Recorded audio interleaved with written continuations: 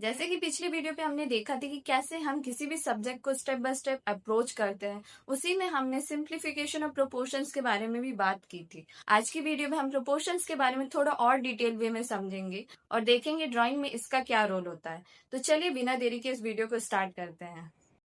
यहाँ पर मैंने एक सिंपल सा सब्जेक्ट लिया स्टिल लाइफ का। अब स्टिल लाइफ ही क्यों? क्योंकि स्टिल लाइफ में सिंपल बेसिक शेप्स होते हैं। वहीं जब हम दूसरे सब्जेक्ट्स को देखते हैं तो उनमें काफ़ी सारी डिटेल्स होती हैं, जिसकी वजह से हमारा ध्यान उसके प्रोपोर्शन से हट के उसकी डिटेल्स पर जाता है। तो यहाँ पर मैंने सबसे पहले इस सब्जेक्ट का बेस तैयार किया। अब इस बेस के ब्रेथ के कंपेरिजन में मैं देखूंगी इस सब्जेक्ट की लेंथ कितनी है। तो यहाँ पर ये लगभग इसका डबल था, तो मैंने इसको मार्क कर दिया। यहाँ पर मैंने ओवरऑल सब्जेक्ट को यानी सिंप्लीफाई किया सबसे पहले। अब इसके एंगल को देखूं किस तरह से एंगल बन रहा है। अगर आपको एंगल को जज करने में प्रॉब्लम होती है तो आप एक चीज कर सकते हो। इमेजिन करो वहां पर एक स्ट्रेट लाइन है एंगल के बगैर। अब देखो एंगल वहां पर से कितना झुका है वो स्ट्रेट लाइन से। इस तरह से आप एंगल्स को थोड़ा इजीली जज कर पाते हो।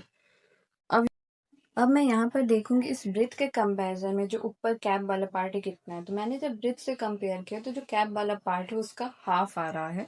तो मैं उसको यहाँ पर मार्क कर दूंगी। अब इस कैप के शेप को मैं ड्रॉ करूंगी, बट यहाँ पर कोई भी कर्व को नहीं ऐड करते हुए सिंपली लाइन के फॉर्म में ड्रॉ करूंगी। अब लाइन के फॉर्म में ही क्यों चीज़ों को मैं ड्रॉ कर रही हूँ? क्योंकि लाइंस कर्व्स के कंपेरेटिवली में ज़्यादा इजीली समझ पाते हो और उसे जल्दी आप जज करके इजीली ड्रॉ कर पाते हो, इसलिए। अब यहाँ पर अगर आप ध्यान से देखो, जहाँ पर हमारा कैप का पार्ट नीचे खत्म हो रहा है वहीं पर से वो जो जग का हैंडल वाला पार्ट है जो कि लेफ्ट साइड में है वो स्टार्ट हो रहा है। तो हम उसको मार्क कर देंगे और उसकी डिस्टेंस देखेंगे कि जग के पार्ट से कितनी डिस्टेंस पर वो बना हुआ है। ये सब चीज़ें आपको जज करनी पड़ती है प्रोपोर्शंस को ड्रॉ करते हुए, तब जाके आप चीज़ों को एक्यूरेट ड्रॉ कर पाते हो कि कौन सा पार्ट किसके कंपैरिजन कितना बड़ा है कितना छोटा है, कौन सी चीज़ कहाँ पर बन रही, कितने डिस्टेंस पे बन रही है। इस तरह से आप प्रोपोर्शंस को जज करने की एबिलिटी आपकी इम्प्रूव होती है। तो यहाँ पर हमने जग के हैंडल वाले पार्ट को ड्रॉ कर दिया। हम दूसरे वाले हैंडल पार्ट को ड्रॉ करेंगे तो वो जग के जहाँ पर कैप एंड हो रहा था उससे थोड़ा सा नीचे बना था, तो हमने उसको मार्क कर दिया। अब हैंडल के एंगल को देख के हम ड्रॉ कर देंगे। अब यहाँ पर नीचे जो कर्व बना है उसको भी हम सिंपली लाइंस के फॉर्म में यहाँ पर ड्रॉ करेंगे, आपको कर्व को नहीं ऐड करना है।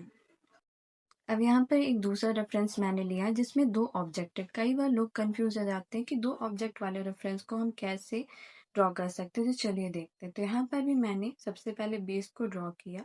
अब मैं देखूंगी जो इस बाउल का एंगल है किस एंगल में बना है, उसको ड्रॉ करूंगी जज करके।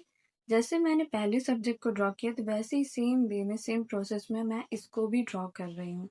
अब जब एंगल को आपने जज कर लिया तो आप एक और चीज कर सकते हो। ओवल जो ऊपर वाला है उसको बेस से कंपेयर कर सकते हो, तो इससे आपको पता चल जाए कि ऊपर वाले ओवल की ब्रेथ नीचे वाले बेस की ब्रेथ के कंपैरिजन कितनी बड़ी है या फिर कितनी छोटी है।